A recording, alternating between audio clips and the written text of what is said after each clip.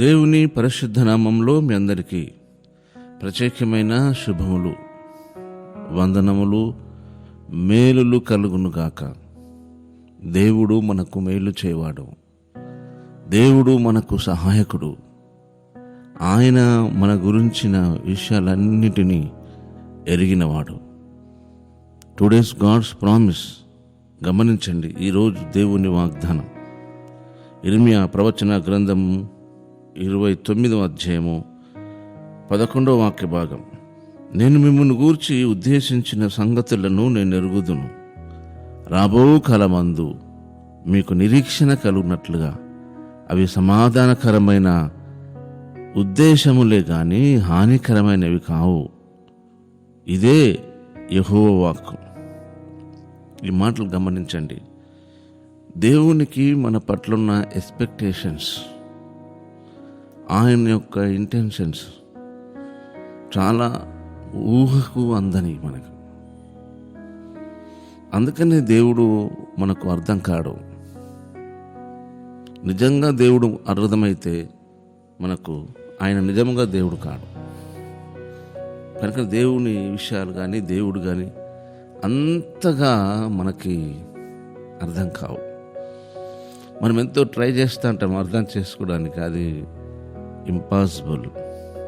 ఆయన అర్థం అయితే తప్ప మనకి, ఆయన అర్థమయ్యేలాగా మనకు పరిస్థితులను, సిచ్యువేషన్స్ అన్ని మనకు సెట్ చేస్తే తప్ప ఆయన ఏంటో, ఆయన కార్యాలు ఏంటో అర్థం కావు. ఆయన మనకు కనబడితే కదా మనం చూసేది. కనుక జాగ్రత్తగా ఈ విషయాలు గమనించండి. నేను మిమ్మల్ని గూర్చిన ఉద్దేశించిన సంగతులు అవి రాబో కాలమందును మనకు నిరీక్షణ కలిగినట్లు, రాబో కాలంలో ముందున్న భవిష్యత్తు కాలంలో అన్నమాట. రాబో కాలంలో నిరీక్షణ కలిగినట్లుగా,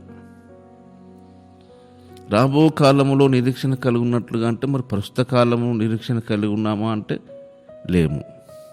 మన నిరీక్షణ ఒక రోజుకు ఒక గంటకే ఉంటుంది.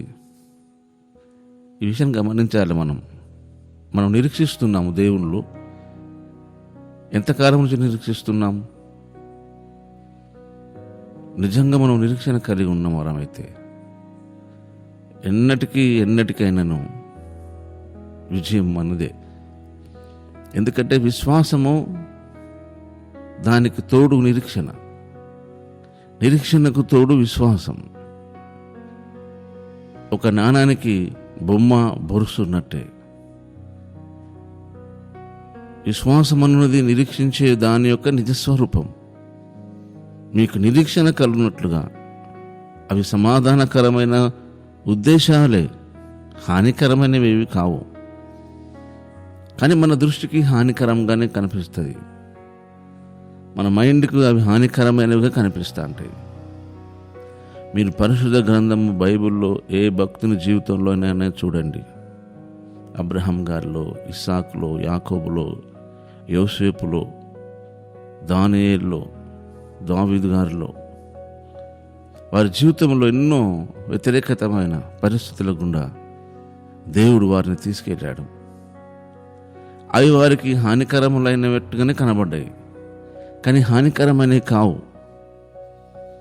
మనకు నిరీక్షణ కలుగున్నట్లుగా, మనకు నిరీక్షణ కలగాలంటే ముందున్న కాలంలోని దేవుని ఉద్దేశాలన్నీ హానికరమైనవి కావు అంటే మనం ఖచ్చితంగా వెయిట్ చేయాల్సిందే. కనుక విశ్వాసం అన్నది నిరీక్షించే దాని యొక్క నిజ స్వరూపం, లేనిది ఉన్నట్టుగా అనుకోవడమే అన్నది. కనుక దేవుని ఉద్దేశములు, దేవుని కార్యాలన్ని విషయములు కూడా మనకు మేలు కలగడానికే, హానికరమైనవి ఏవి కావు. కనుక మన ఆత్మీయ జీవితంలో లేదా దేవునితో, యేసుతో మనకు ఉన్న ఈ ప్రయాణంలో దేవుడు మనకు సహాయకుడు. కనుక మనకు ముందున్న రాబో కాలములో మనకు నిరీక్షణ కలిగినట్లు అవి సమాధానకరమైనవే కానీ హానికరమైనవేవి కావు.